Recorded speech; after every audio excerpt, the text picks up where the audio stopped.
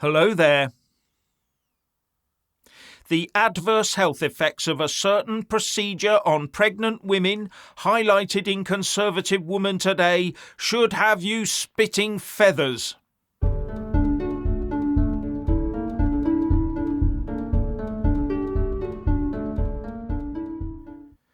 Last Friday afternoon, we were subjected to the unedifying spectacle of our elected representatives in Westminster scurrying away from the truth as fast as their little trotters could carry them, before Andrew Bridgen MP could even open his mouth to tell them some cold, hard truths about this medical procedure.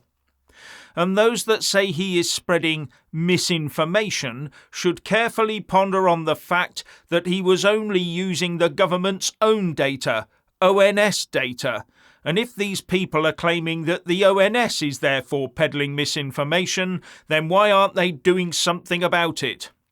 And the reason is they can't, because it's true data. And further, as we've already previously pointed out, if some MPs think Andrew Bridgen is misleading the House, then question him directly in the House, or get him in front of the relevant House committee to question him on a charge of intentionally misleading the House. After all, Boris Johnson is having to defend himself in front of that committee, isn't he? But once again, you won't see Bridgen in that position, because MPs would be forced to face up to the truth when no one could question the veracity of what he says.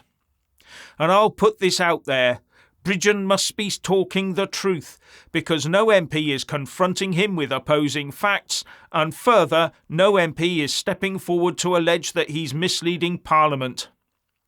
But now, today, Conservative Woman has shown us the numbers that shows how badly pregnant women have been affected by this procedure. And in any other context, I'm sure arrests would already have been made.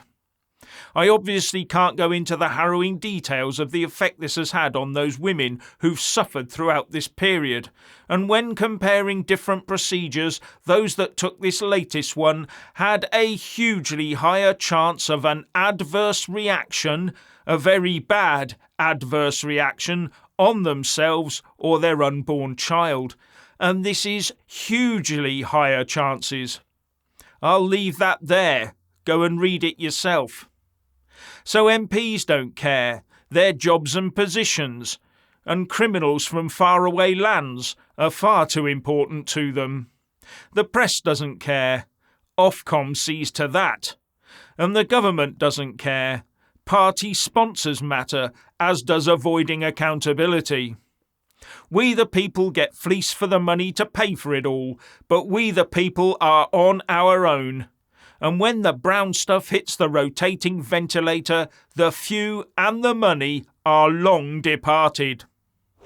And now, just as the dust is flying over this banking debacle, the United Nations steps forward and says the net zero by 2050 plan is not enough.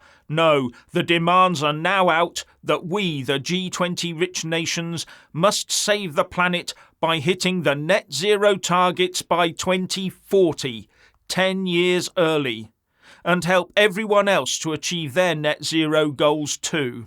And that sounds very expensive, when we, as an electorate, did not agree to the 2050 targets in the first place.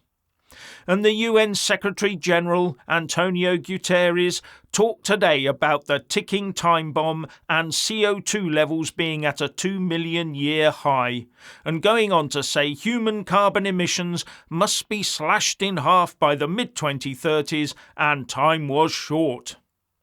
Now, he didn't name any countries in particular, due, no doubt, to the fact that they can somehow guilt the compliant rich West into doing it quickly, well, the governments anyway, to offset the rest of the world like China, India and Russia not taking one jot of notice. But the UK will of course be expected to be one of the main leaders here, and the willing Rishi Sunak and Keir Starmer and their teams will be more than happy to sign up to all of this, and probably try to outdo each other with promises of getting it done earlier. Just watch 'em. Now, this all comes from another synthesis report from the UN's Intergovernmental Panel on Climate Change, or IPCC, with the report being referred to as a survival guide for humanity.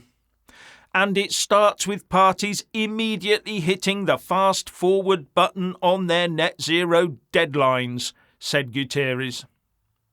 This comes after the IPCC 58, the 58th session of the IPCC in Interlaken, Switzerland last week, where representatives of 195 member countries walked, cycled, travelled by sail or hot air balloon to attend a huge meeting in plush surroundings. Actually, we all know they openly display their hypocrisy by getting there in fuel-guzzling jets and cars and the like, and then sit there importantly working out the most effective way of robbing the rest of us of our freedoms and how to lock us down to make us live like proles in a pre-industrial age communist regime. While they do the Animal Farm 4 legs good, 2 legs better bit. And none of us voted for this, unless you're a hard communist-leaning greenie, that is. And there aren't many of those about, because these people are generally those awful control freaks, and those that love being controlled. Very symbiotic. And something the rest of us need to reject. Now, how are they going to get the likes of the US, the EU and the UK to happily suck up this accelerated net zero? Well, one way might be to take advantage of some sort of financial meltdown maybe, where economic circumstances force us all into a very basic form of living, while the great and good try to work out how to restructure everything. For our benefit, of course. And it's only a coincidence that something like that appears to be brewing right now. Now here's one point to note. One Swiss bank, UBS, bought out another Swiss bank, Credit Suisse, at a rush over the weekend. And the combined worth of the new banking entity is larger than the Swiss economy, an economy whose central bank, the Swiss National Bank, is meant to be the lender of last resort for that new bank. What if this new UBS has a wobble? Now, UBS shares crashed by 14% at the start of trading today, and I bet that had financiers sweating. But it had recovered to break-even point by mid-afternoon, so many people will now think it's all over and there's nothing to worry about, business as usual. But the share price of another already under pressure bank, First Republic, has dropped by 25% so far today, on top of previous huge losses.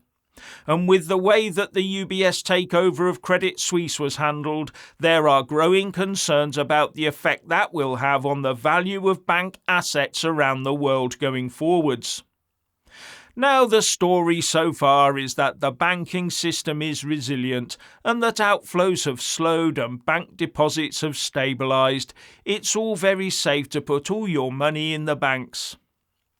But if inflation forces central banks to hike interest rates further, there could be more excitement to come.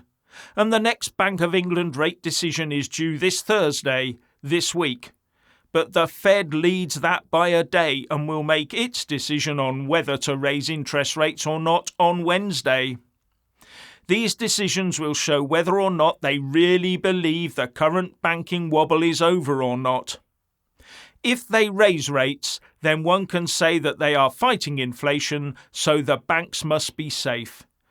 But if they hold back, then the markets might take that as a sign of weak banks and inflation sticking around for longer than thought. Interesting times, as they say.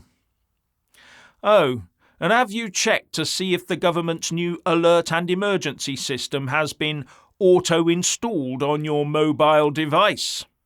If it has, then you'll be like just about everyone else on the planet who will probably find they've got something similar on their devices. Think about that one.